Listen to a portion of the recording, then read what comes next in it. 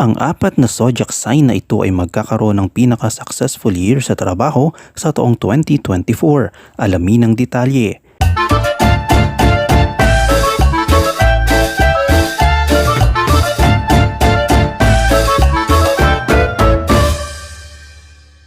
Narito ang apat na zodiac signs ayon sa Hindustan Times na sinasabing swertihin sa kanilang karir sa darating na taon. Makakakuha sila ng kanilang dream jobs, kumita ng malaking halaga at magtagumpay ng lubos. Alamin natin kung bakit itong apat na sun signs ay may mga magandang kapalaran sa kanilang career.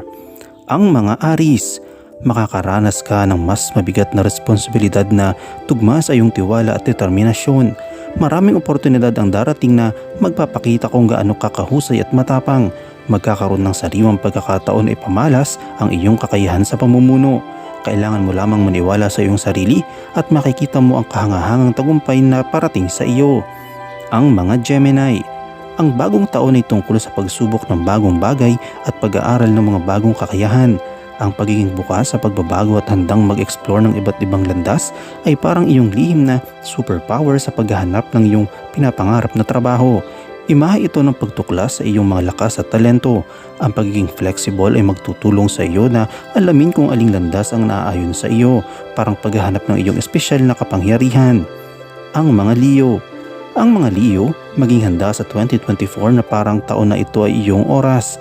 Tandaan mo ba yung trabahong matagal mo nang pinapangarap? Baka ngayong taon, maging katotohanan na ito.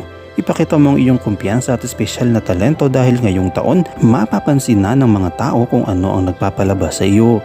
Parang isang bituing kumikinang ka at iyong pangarap na trabaho na gusto mo, hinihintay ka ng kunin at gawing sa iyo. Ang mga Capricorn, ang mga Capricorn, ang iyong determinasyon ng iyong lihim na sandata. Sa darating na taon, ipagpatuloy mong iyong masipag na pagtatrabaho at harapin mo ang diretso ang mga hamon.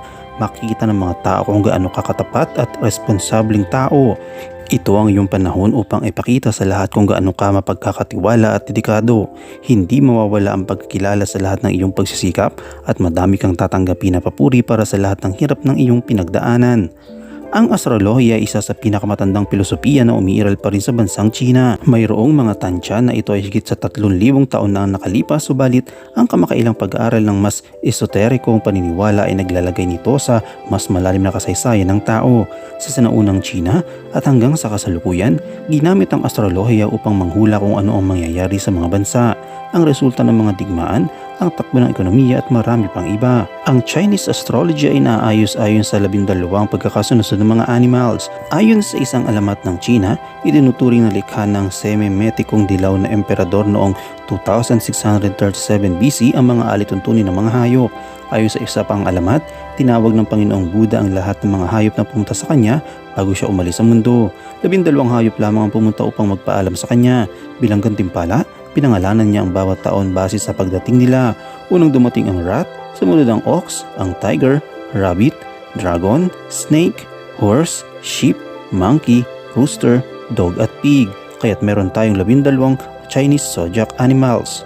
Ang Chinese horoscope ay batay sa 12 animal signs na bawat isa ay may sariling taon sa cycle.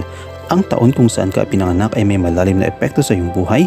Sabi nga ng mga Chinese, ito ang hayop na makatago sa iyong puso. Laging tandaan na mga ito ay gabay lamang sa ating buhay at nasa atin mismo ang mga tagumpay na ating gustong makamtan. I-comment mo lang ang inyong opinion sa comment section at huwag kalimutang i-like, i-follow, i-subscribe ang bcgram.net para sa mga latest happenings.